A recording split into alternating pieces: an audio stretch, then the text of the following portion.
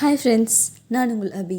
இன்றைக்கி இந்த வீடியோவில் நம்ம ரொம்பவே சூப்பரான ஒரு பர்ஃபெக்டான டின்னர் ரெசிபி எப்படி செய்யுதுன்னு பார்த்துடலாங்க. அன்றைக்கி பார்த்துட்டோம் அப்படின்னா எப்பயும் போல் சப்பாத்தி சுடலாம் அப்படின்னு சொல்லிட்டு அத்தை மாவு பிசைஞ்சிட்டு இருந்தாங்க. நான் என்ன பண்ணேன்னா குருமா வைக்கலாம் அப்படின்னு சொல்லிட்டு எந்த வெஜிடபிளுமே போடாமல் வெறும் தக்காளியை மட்டும் போட்டு குருமா வச்சிடலான்ட்டு இந்த சைடில் பார்த்துட்டோம் அப்படின்னா ஒரு 4-5 பெரிய வெங்காயத்தை கட் பண்ணி வச்சுருக்கேன். கூடவே வந்துட்டு ஒரு 3 தக்காளி பழம். இப்போது ஒரு நம்ம பேஸ்ட் அரைக்கிறதுக்காக கொஞ்சோண்டு ஒரு கால் மூடி தேங்காய், 2-3 ஸ்பூன் அளவுக்கு சட்னி கடலை, சோம்பு கொஞ்சம், சீரகம் கொஞ்சம், பட்டை ஒரு துண்டு, கிராம்பு 2-3, காஞ்ச மிளகா காரத்துக்கு ஏற்ற மாதிரி, கூடவே வந்துட்டு இந்த தக்காளி பழம், சின்ன தக்காளி பழமாக ஒன்று எடுத்து அதையும் கட் பண்ணிவிட்டு கொஞ்சோண்டு தண்ணி விட்டு நல்லா பேஸ்ட் மாதிரி அரைச்சி எடுத்து வச்சுக்கோங்க. இந்த பேஸ்ட்டு தான் நமக்கு ரொம்பவே டேஸ்ட் கொடுக்கக்கூடியது. அதனால் அதை எடுத்து அப்படியே தனியாக வச்சுக்கலாம் அரைச்சிட்டு. இந்த சைட் பார்த்துட்டோம் அப்படின்னா ஒரு பேன் இல்லை சட்டி எது வேணாலும் வச்சுக்கலாம். வச்சுட்டு கொஞ்சோண்டு எண்ணெய் ஊற்றிட்டு கடுகு போட்டுக்கோங்க. கூடவே லைட்டாக மட்டும் சோம்பு போட்டுட்டு கட் பண்ணி வச்சுருக்கிற பெரிய வெங்காயத்தை போட்டு நல்லா கலந்து விட்டுக்கோங்க. கூடவே வந்துட்டு நம்ம கட் பண்ணி வச்சுருக்கிற தக்காளியும் போட்டு கலந்து விட்டுட்டு அரைச்சி வச்சுருக்கிற பேஸ்ட் எடுத்து உள்ளே சேர்த்துக்கலாம். இப்போ நம்ம மிக்ஸி ஜார் இருக்குது இல்லைங்களா, அதுலேயே கொஞ்சமாக தண்ணி விட்டுட்டு அதை நல்லா கலந்துட்டு இதுக்குள்ளே சேர்த்துக்கோங்க. இப்போ இதில் நம்ம தேவையான அளவு தண்ணி சேர்த்துக்கலாங்க. தண்ணி சேர்த்துட்டு உப்பும் கொஞ்சமாக சேர்த்துட்டு மஞ்சள் தூள் ஒரு பிஞ்ச் அளவுக்கு சேர்த்து விட்டுட்டு இதை நல்லா மிக்ஸ் பண்ணி விட்டுடலாம்.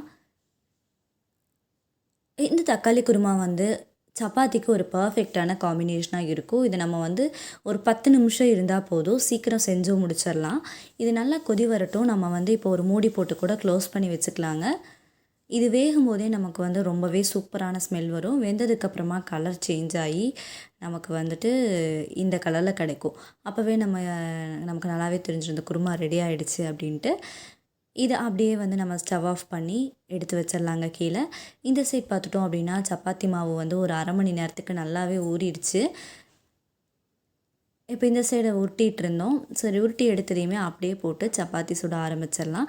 இந்த சப்பாத்தி பார்த்துட்டோம் அப்படின்னா இன்றைக்கி ரொம்பவே சாஃப்டாக வந்துச்சு. எப்பயுமே சப்பாத்தி மாவு பிசையும் போது லைட்டாக நம்ம எண்ணெய் ஊற்றி பிசைஞ்சோம்னாலே போதும், அந்த சப்பாத்தி சாஃப்டாகவே வந்துடும் நமக்கு.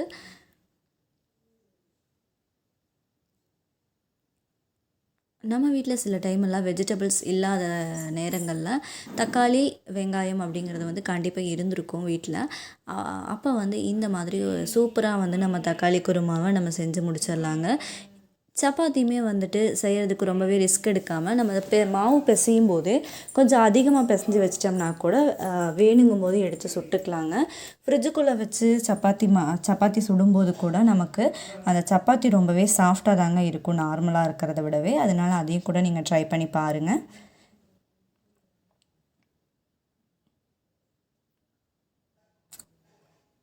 இந்த குருமா செய்கிறதுக்கு நமக்கு 10 நிமிஷத்துக்கு கம்மியாக தாங்க தேவைப்பட்டுச்சு. சட்னி அரைக்கிற டைம் மாதிரியே தான். அது என்ன ஒரு கொதி வந்தால் போதும், டக்குன்னு ரெடி ஆயிருங்க. சப்பாத்தி நமக்கு ரொம்பவே நல்லா உப்பி கிடைக்கிது, நல்லாயிருக்கு. அதனால் மாவு பிசைஞ்சிட்டு ஒரு 1/4 மணி நேரம், அரை மணி நேரம் விட்டுடுங்க. அதுக்கப்புறம் நம்ம சப்பாத்தி சுட்டோம்னா ரொம்பவே சாஃப்டாக இருக்கும் நமக்கு. இப்போ சப்பாத்தியும் ரெடி, கூடவே நம்ம செஞ்சு வச்சுருக்க குருமாவும் ரெடியாக இருக்குது.